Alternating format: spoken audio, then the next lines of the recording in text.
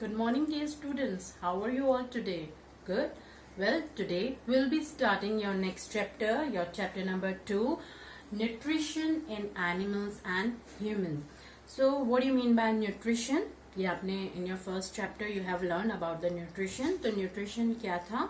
Nutrition, it is the process of taking food and its utilization by the body. वो process जिससे हम food ले रहे हैं और वो जो फूड हमने लिया है उसका प्रॉपर यूटिलाइजेशन, उसका प्रॉपर यूज किया जा रहा है बॉडी के द्वारा, that is known as nutrition. ठीक है, तो इस चैप्टर में हम न्यूट्रिशन के बारे में पढ़ेंगे एंड स्पेशली किन के न्यूट्रिशन के बारे में, एनिमल्स के बारे में, human, we are also type of animals, तो हम इनमें न्यूट्रिशन के बारे में पढ़ेंगे। So let's begin with the first topic, that is the modes of procuring food. Means method जिनसे food obtain किया जा रहा है. Procuring means obtaining. So what are the modes, what are the methods by which जो food है we are obtaining it. ठीक है, let's take the example of few animals. अगर हम बात करें काउ, तो काउ क्या करती है, डायरेक्टली फूड ले लेती है अपने माउथ की हेल्प से। ठीक है, अगर हम ह्यूमंस की बात करें तो we with the help of our hand हम क्या कर रहे हैं, हाथ की मदद से वी आर इनटेकिंग फूड। अगर अमीबा की बात करें, अमीबा एंड पैरामीशियम जो होते हैं दे आर माइक्रो ऑर्गेनिज्म, ये बहुत छोटे होते हैं, we can not see them with our naked eyes and we need microscope to view them. ठीक है, बहुत छोटे होते हैं, बहुत माइन्यूट होते हैं। ठीक है, दे आर माइक्रोस्कोपिक, माइक्रोस्कोप में ही हमको नजर आते हैं अमीबा एंड पैरामीशियम। तो ये अमीबा जो होता है इसमें फॉल्स फीट होते हैं जिन्हें हम सूडोपोडिया कहते हैं, उनकी मदद से क्या करता है, अपने खाने को, अपने प्रे को लेता है। एंड पैरामीशियम, पैरामीशियम की बॉडी के ऊपर बहुत सारे हेयर लाइक स्ट्रक्चर होते हैं, ये पानी के अंदर रहता है पैरामीशियम। ठीक है, ये जो हेयर लाइक स्ट्रक्चर होते हैं जब ये मूव करते हैं तो इनके मूवमेंट से क्या होता है, खाना इसकी बॉडी के अंदर ये स्वाइप करके लेता है। ठीक है, फ्रॉग, फ्रॉग कैसे लेता है, with the help of tongue, अपनी टंग से वो प्रे को कैप्चर कर लेता है। बटरफ्लाई क्या करती है, बटरफ्लाई के अंदर एक फीडिंग ट्यूब होती है जिससे वो क्या करती है, फ्लावर का जो नेक्टर होता है उसको सक करने का काम करती है। Then hydra, hydra again an aquatic animal, ये एक पानी में रहने वाला एनिमल है, इसकी बॉडी के ऊपर टेंटिकल्स होते हैं। ठीक है, इस तरीके से इसका स्ट्रक्चर होता है, इसकी बॉडी पे ये जो टेंटिकल्स होते हैं इनके अंदर स्टिंग सेल्स होते हैं, डंक मारने वाले सेल्स होते हैं, जिससे ये अपने प्रे को सॉर्ट ऑफ डंक मारता है एंड फिर इसकी बॉडी कैविटी में फूड इसको ले लेता है। ठीक है, स्पाइडर आपने बहुत अच्छे से घरों में देखे होंगे, what they use to do, they use to make a web. ठीक है, और इसमें क्या होता है, इनका प्रे फंस जाता है, देन ये उसको बाद में कंज्यूम कर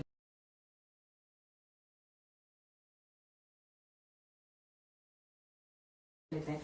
सो these are the different modes जो आपको एग्जाम्पल के थ्रू समझाए गए हैं। ठीक है, सो आई होप यहाँ तक आपको क्लियर हो गया होगा। Let's move toward the next topic. Students, the next topic is process of nutrition. ये जो टॉपिक है इट इज डिवाइडेड इनटू 5 सब टॉपिक्स। ठीक है, इस प्रोसेस जो न्यूट्रिशन का प्रोसेस है इनको हमने इन स्टेप्स में डिवाइड कर रखा है।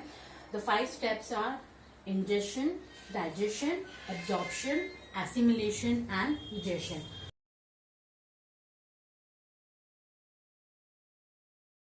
Now we will understand one by one each and every term. What is ingestion? Ingestion क्या होता है? Ingestion is the act of getting and eating food. वो तरीका जिससे हमको खाना मिल रहा है and we are eating that food. तो usually जो human beings हैं या जो भी animals हैं उनमें इंजेक्शन कहाँ से हो रहा है, थ्रू देयर माउथ, क्योंकि माउथ में ही हम फूड इनटेक करते हैं, माउथ की हेल्प से ही। तो act of getting and eating food and usually कहाँ पर हो रहा है, it is happening with the help of mouth. ठीक है, तो इंजेक्शन मीन्स खाने को आपने अपनी बॉडी के अंदर ले लिया है।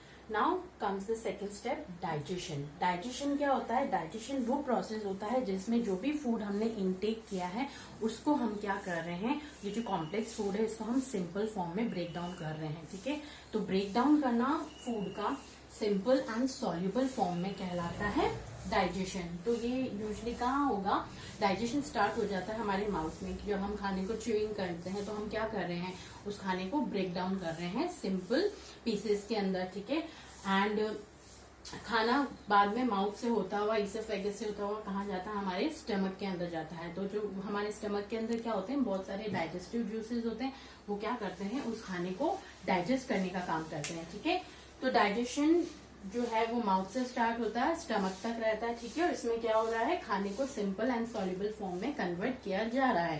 थर्ड स्टेप क्या है, थर्ड है एब्जॉर्प्शन।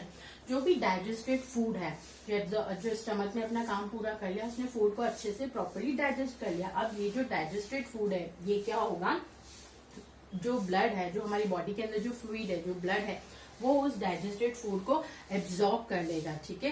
फिर ये जो फूड है इसको ऑल ओवर द बॉडी में सर्कुलेट करेगा, जिससे हमारी बॉडी को एनर्जी मिलेगी। तो ये जो डाइजेस्टेड फूड है, जो ब्लड में जा रहा है और पूरी बॉडी के अंदर सर्कुलेट हो रहा है, यूजली जो डाइजेस्टेड फूड है वो ब्लड के अंदर एब्जॉर्ब कहाँ से हो रहा था, स्मॉल इंटेस्टाइन में। जो स्मॉल इंटेस्टाइन होती है वो क्या करती है, फूड के एब्जॉर्प्शन का वर्क करती है। अगर हम लार्ज इंटेस्टाइन की बात करें तो लार्ज इंटेस्टाइन क्या करती है, वाटर के एब्जॉर्प्शन का काम करती है, ठीक है। Now the next is assimilation. Assimilation क्या होता है, assimilation is the process in which absorb food is used for producing energy. हमने फूड को जो है वो क्या कर लिया, डाइजेस्टेड कर लिया, ब्लड ने उसको एब्जॉर्ब भी कर लिया। अब क्या कर रहा है, ब्लड उसको सर्कुलेट कर रहा है ऑल ओवर द बॉडी में। क्यों कर रहा है, क्योंकि बॉडी को एनर्जी की रिक्वायरमेंट है। जितने भी हमारी बॉडी के अंदर सेल्स हैं उनको एनर्जी की रिक्वायरमेंट है। तो ये उसे कहाँ से मिलेगी, फूड से, जो हमने इनटेक किया है, ठीक है। तो वो प्रोसेस जिसमें क्या हो रहा है, ये जो एब्जॉर्ब फूड है वो यूज किया जा रहा है एनर्जी प्रोड्यूस करने के लिए, वो प्रोसेस कहलाता है एसिमिलेशन, ठीक है। The last one is egestion. Egestion में क्या हो रहा है, जो भी अनडाइजेस्टेड फूड हमारी बॉडी के अंदर है या जो भी वेस्ट मटेरियल हमारी बॉडी के अंदर प्रेजेंट है, उसको बॉडी से रिमूव कर दिया जाता है, ठीक है। वो जो प्रोसेस है वो कहलाता है इजेशन। तो आई होप ये सारे जो इतने भी टॉपिक्स हैं आपको क्लियर हो गए होंगे। इंजेशन मीन्स इन करना, फूड को अंदर लेना इज इंजेशन, ठीक है। डाइजेशन मीन्स उसको ब्रेक डाउन करना। एब्जॉर्प्शन मीन्स उसको अच्छे से एब्जॉर्ब कर लेना। एसिमिलेशन मीन्स उससे हमको एनर्जी प्रोड्यूस करवाना, ठीक है। एंड इजेशन मीन्स उसको बॉडी से आउट कर देना, ठीक है।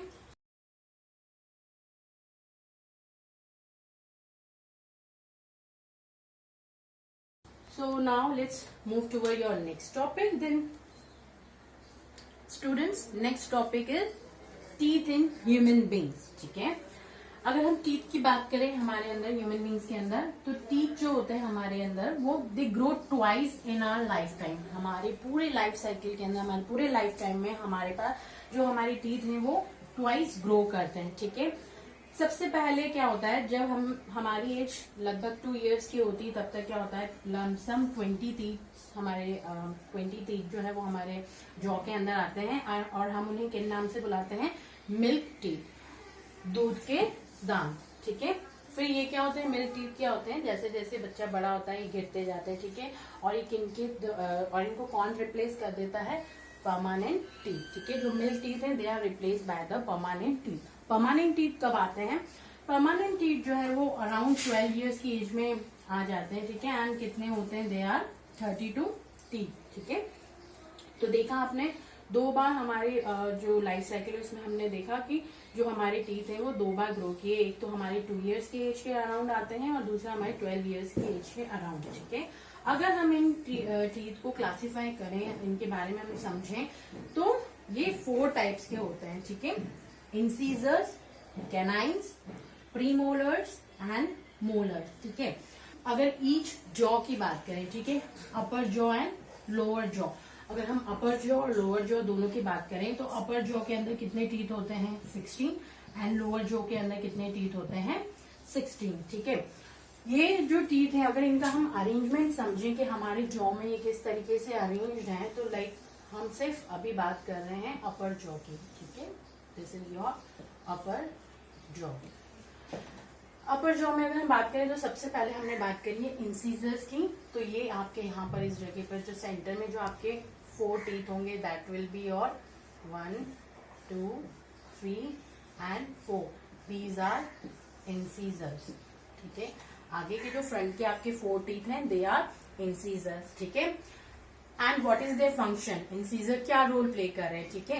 इंसीजर जो है they help in biting and cutting. जो हमारा फूड है उसको बाइट करने में, उसको काटने में, तोड़ने में इंसीजर जो है वो रोल प्ले कर रहे हैं। The next is canine. Canine जो है दे आर 2 in number। तो ईच ऑन ईदर साइड ठीक है, this is the canine both on the sides of incisors, ठीक है, ये कैनाइन्स हो गए।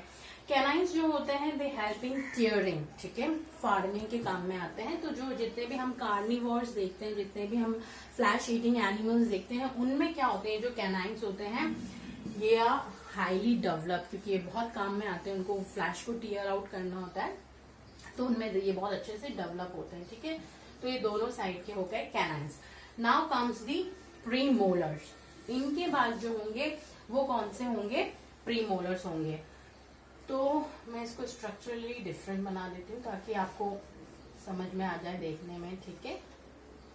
इसको अलग से इसलिए ड्रॉ कर रही हूँ ताकि आप ये इजीली आइडेंटिफाई कर सकें।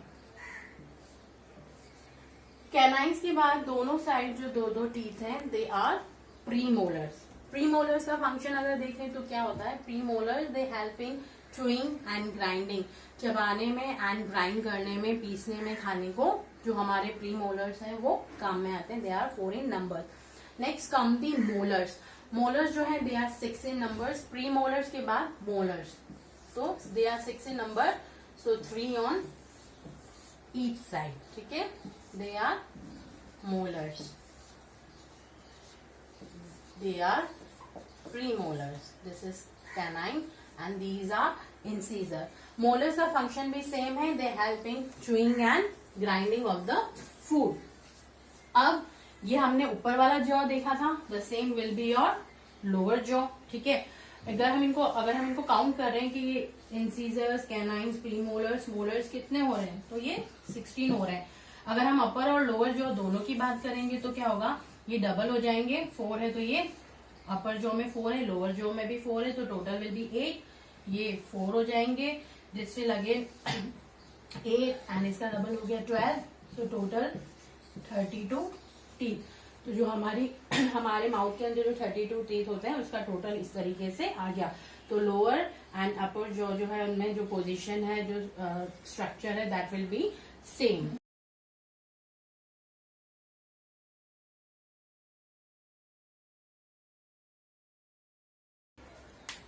वेल टॉपिक आपको अच्छे से क्लियर हो चुका है, ठीक है। तो अब हम आगे का जो टॉपिक है वो हम नेक्स्ट जो हमारा नेक्स्ट कल की क्लास में हम आगे का टॉपिक समझेंगे। एंड नाउ चिल्ड्रन, आपकी सोशल रिस्पॉन्सिबिलिटीज, आपकी ड्यूटीज आपको क्या प्ले करनी है।